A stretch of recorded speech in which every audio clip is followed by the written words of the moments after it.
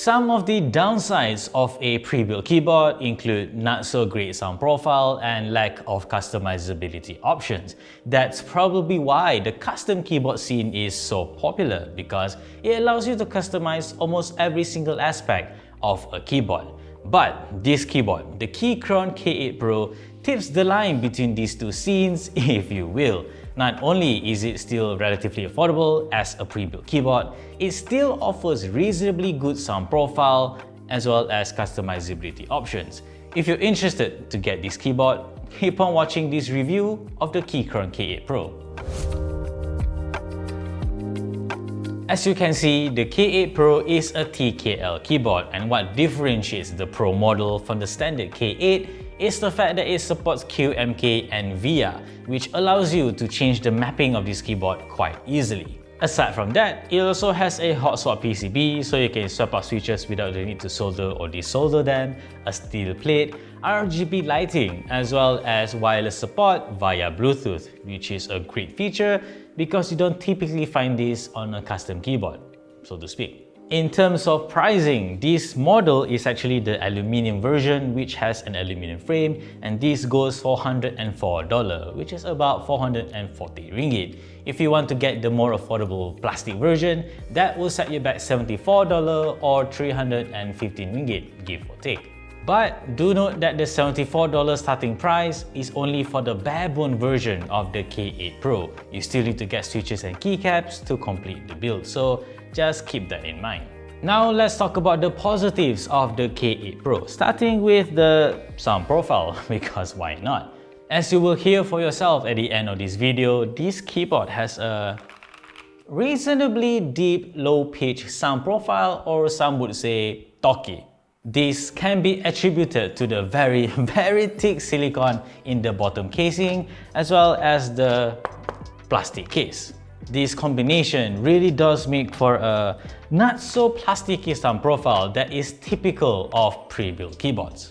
The screw-in stabilizers of the K8 Pro are pretty good as well. Out of the box, there are a little bit of lube on the wire, and it does a reasonably good job of minimizing rattling and ticking.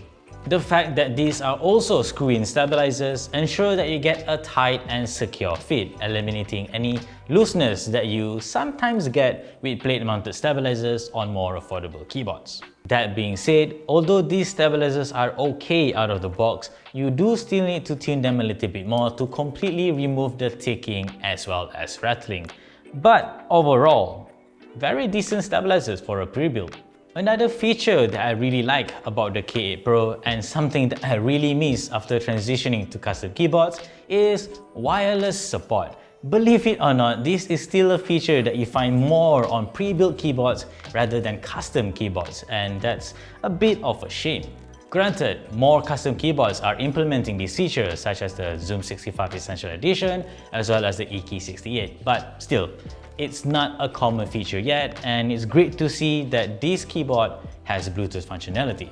One last thing that I really have to say that I quite like about the K8 Pro is the feet of this keyboard. You can use it completely flat, or you can prop up these tiny feet to lift it up a little bit, or these larger feet if you want a more aggressive typing angle. This level of customizability really is quite a novel feature that I like. On to not so great stuff about the K8 Pro, starting with its typing experience. This is a stiff keyboard because it uses a tray mount system instead of like a gasket mount that is found on the Keychron Q1 or Q2. Basically much more expensive keyboards. Granted, if you like a stiff typing experience, this wouldn't be a downside for you, but it is still a point worth mentioning. Next is the odd positioning of the port on the K8 Pro. For some reason, Keychron thought it'd be a good idea to have the port right here instead of the more common locations such as the middle here or the side here. And having a cable stick out to the left of the keyboard is just unnatural, in my opinion anyway. Last but not least is the VIA compatibility of the K8 Pro. Yes, this is a positive feature and it's one of the headline features of this keyboard.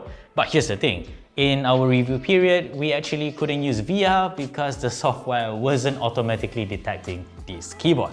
But to be fair, this keyboard will only start shipping to consumers sometime in May next month, so there is still time for Keychron to work with VIA for it to automatically detect the K8 Pro so you can easily customize the mapping of this keyboard.